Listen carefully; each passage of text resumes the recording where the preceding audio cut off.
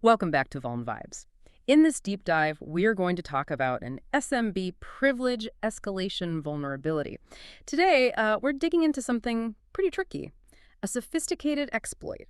It ties together Kerberos reflection, which we know is a persistent headache, and, well, a classic Active Directory mess-up involving these things called ghost service principal names. Ghost SPNs. Yeah, ghost SPNs. It's a fantastic example, really, of how these seemingly small default settings can just blow up into a huge attack surface. The official tag for this one is CVE-2025-58726. It's classed as an SMB server elevation of privilege. Elevation of privilege. Okay. And for everyone listening, the really crucial bit here is the impact. We're talking about a remote attacker starting off with just, standard domain user rights. Just a regular user account. Yeah, exactly. And they can end up with system-level access on a target server remotely. Wow. Okay, so not just local prev-esque. This is full network compromise potential. Potentially, yes. Yeah. Full server printage over the network. And the scope here is what makes this really quite alarming, isn't it? The sources are clear. This works against pretty much any Windows setup Unless you've specifically gone in and enforced mandatory SMB signing, which, let's be honest, isn't the default. Right. It highlights this uncomfortable thing about Kerberos reflection.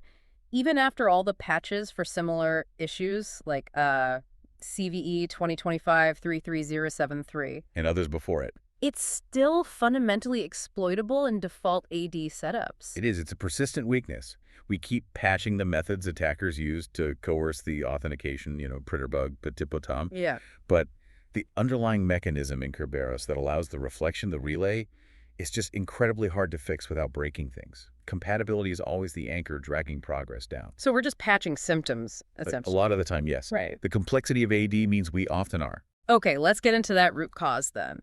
If the reflection is the method, and the ghost SPN is, I guess, the payload carrier, the real vulnerability is the environment itself, right? This mix of unresolved SPNs and DNS defaults.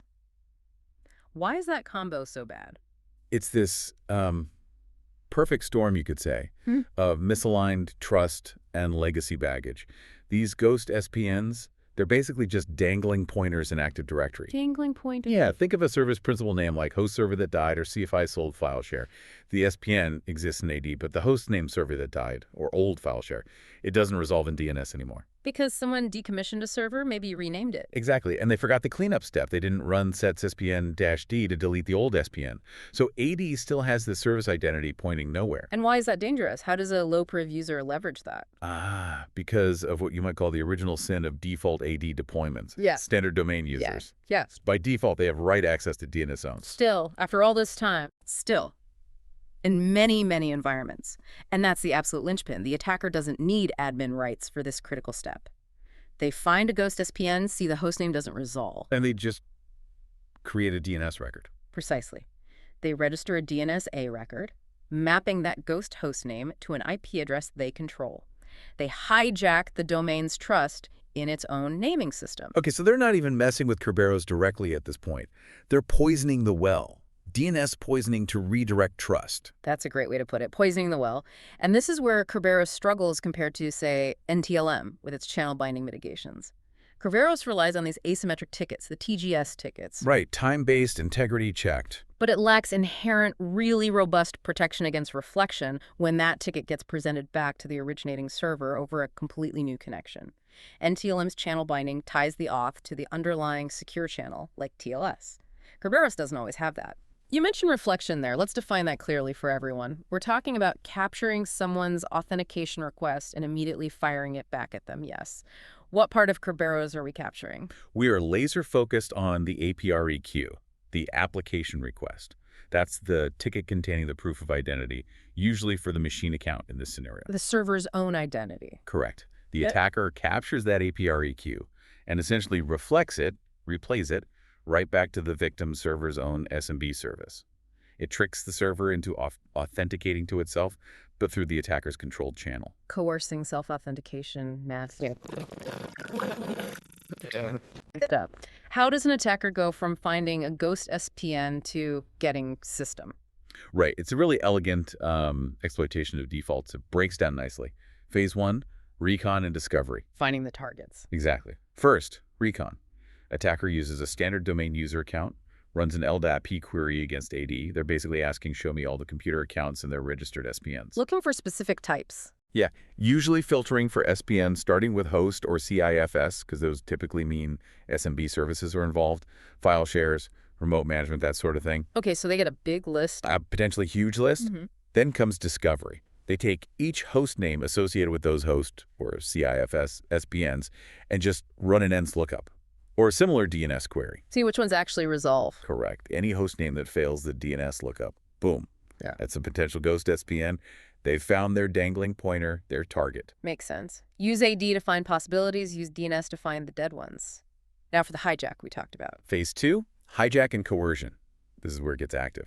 Step 3, hijack. Using those default DNS host permissions we mentioned. The domain user rights? Yep. The attacker registers a new DNS A record. They take that non-resolvable ghost host name and point it directly to the IP address of their machine where they'll run their relay tool. AD's trust mechanism is now pointing at the attacker. Redirected. Okay. Step 4, coercion. Now they need to make the victim use that hijacked SPN. They need to force the target server's machine account to authenticate. And this is where Printerbug and Padit-Patam come in.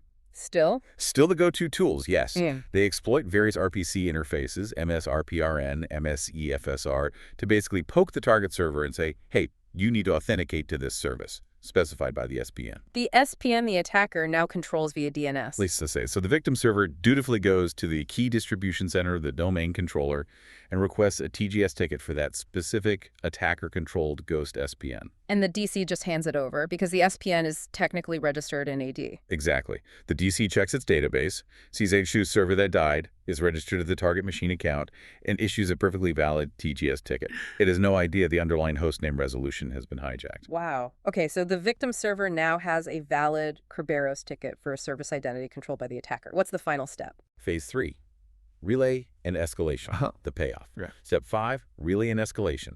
The attacker has a relay tool listening, maybe KerberoX or a similar tool on the IP address they registered in DNS. Waiting for the connection? Waiting. The victim server, holding its shiny new TGS ticket, initiates an SMB connection attempt to the hostname associated with the SPN, which now resolves to the attacker's IP. And the attacker intercepts it? Intercepts the SMB set of traffic, specifically grabbing that APREQ contained the Kerberos token. Now, the relay tool uses the SSPI. The security support provider interface, let's clarify that. That's the Windows API for handling security tokens, authentication protocols, right? That's right. It's like the OS layer that lets applications use Kerberos, NTLM, etc. without knowing all the low-level details. The relay tool uses SSPI functions to basically grab the authentication context from the incoming token. Extract the juicy bits. Extract the necessary proof, and then immediately turns around and replays that same token in a new SMB connection attempt back to the original victim server's SMB service. So it's reflecting the server's own authentication back to itself. Exactly. The victim's SMB server receives this APREQ. It's perfectly valid, correct? SPN, valid machine account ticket, properly formed. It thinks the machine is authenticating to itself, which is sometimes legitimate. But in this context, controlled by the attacker. And because it's the machine account authenticating to a local service, SMB, the server processes this connection request within the security context of that machine account. Which is usual system. Which is system. The impact, immediate arbitrary code execution is system on the target server. Game over for that box. And if that box is something critical, like an AD certificate services server, then you're potentially looking at escalating from system on one server to full domain dominance. It's a really severe escalation path. Truly a high-impact chain. Ghost SPN, permissive DNS, Kerberos, reflection gap. Okay, let's pivot hard. Remediation. What did Microsoft do? What's the official fix? Okay, so it was disclosed responsibly to MSRC back in June 2025. They pushed out the patch in the October 14 security updates, marked as important severity. And the fix itself, what did they target? They went after a core component, the SRv2.sys driver. This is the kernel mode driver that handles SMB version 2.0 and newer server-side logic. So a kernel-level fix, not a fundamental change to AD defaults or Kerberos itself. Correct. Tactical, focused on the SMB server's behavior. The patch basically adds some new validation checks inside SRv2.sys. Like what? Two main things. First, it tries to better verify the SPN being used against the server's own local security context. Second, and this is the key part for reflection, it starts looking at the source IP address of the incoming connection presented in the Kerberos ticket. Trying to spot the mismatch. Exactly. It's essentially trying to detect that reflection pattern. If a Kerberos ticket is presented, the SMB server now checks. Does the source IP of this connection match the IP expected for the entity that should be presenting this ticket? If it looks like a reflection coming from an unexpected source IP relative to the ticket's context, it flags it. And terminates the connection. The goal is to terminate the session before the token impersonation happens. Before the attacker actually gets the system context and can run code, it tries to kill it pre-execution based on that anomalous connection pattern. Okay, so it's a patch for the SMB service itself. But as you said, it doesn't fix the underlying AD hygiene issues or Kerberos itself. No, it doesn't. Which brings us right back to defense in depth. Because relying only on this patch, well, attackers are creative. They might find ways around specific driver checks eventually. And we absolutely need that defense in depth, especially when you hear stats like ghost SPNs being found in maybe 70% of audited enterprise environments. That's huge. It's incredibly common. Legacy systems, sloppy decommissioning, it happens everywhere. So relying just on the patch is definitely risky. So what are the mandatory compensating controls? What should everyone listening be doing right now? Top of the list, no question. Mandatory SMB signing. This is your biggest hammer against all SMB relay and reflection attacks. How do you enable that? Group policy. Yep, group policy. Set requires security signature 1 on both clients and servers. This forces every SMB packet in the session to be cryptographically signed. Relay attacks fundamentally rely on intercepting and modifying or replaying authentication blobs without affecting a valid signature across the whole session. Signing breaks that model. It validates the integrity of the whole communication, not just the initial auth packet. Precisely. The complexity jumps way, way up for an attacker if signing is enforced. It's highly effective. Okay, number one, enforce SMB signing. What about the ghost SPNs themselves? You got to clean them up. SPN auditing. Use tools. There are great PowerShell scripts out there, like Test Computers, SPN, DNS, to find SPNs whose host names don't resolve in DNS. Find the ghosts. Find the ghosts, then use the built-in sets SPN-D command to delete those dangling SPN entries from Active Directory. If it points nowhere, it's just a liability waiting to be exploited. Makes sense. And the DNS permissions. Absolutely critical. DNS, ACL hardening. Go revoke those default right permissions for standard domain users on your DNS zones. You can do this using the DNS AMD config utility. Take away the attacker's ability to perform that hijack step 3 in the kill chain, and the whole ghost SPN vector falls apart. Cut off the pivot point. Good. What about stopping the coercion? Petipatam? Printerbug. Yeah, coercion neutralization. You need to make it harder for attackers to source those authentications in the first place. Deploy RPC restrictions. A big one is setting disable unencrypted RPC1 via GPO. Also look at specific service hardening for things like the spooler service or EFS, depending on the coercion method you're worried about. Every barrier helps. Layers of defense. Finally, detection.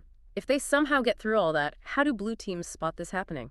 You need good monitoring, specifically focused on Kerberos traffic.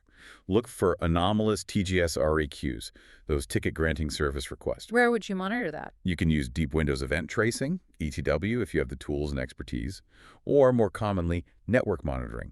Use Wireshark or your network security monitoring platform to watch traffic on port 88. That's Kerberos. What are you looking for on port 88? Look for unusual patterns. A sudden spike in TGS requests for host or CVSS SPNs, especially for host names that seem weird or haven't been seen before. If you see requests for SPNs associated with host names that just got registered in DNS, that's a huge red flag for this specific attack. Got it. So, monitor port 88 for weird TGS requests, especially tied to suspicious DNS activity.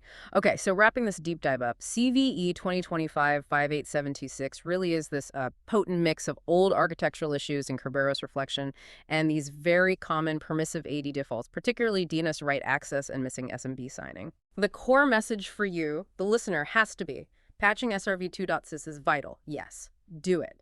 But real lasting security here comes from fixing the foundations. Get those DNS ACLs locked down. Enforce SMB signing everywhere. Clean up your dead SPNs. That's how you beat not just the CVE, but the whole class of relay attacks it represents. Absolutely. And if you connect this to the bigger picture, it just keeps hammering home this point. In complex environments like modern Windows domains, focusing on those seemingly minor, low-privilege default settings like who can write to DNS is often just as critical, maybe even more critical in some ways, than just chasing the latest patch. That default DNS write permission wasn't just a setting, it was the key that unlocked system.